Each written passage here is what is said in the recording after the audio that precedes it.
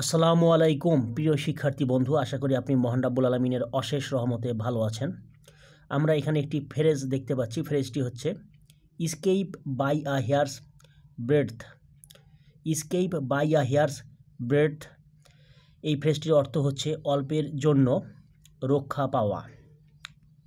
এখন আমরা এই ফ্রেজটি দিয়ে একটি গুরুত্বপূর্ণ বাক্য শিখব। বাক্যটি হচ্ছে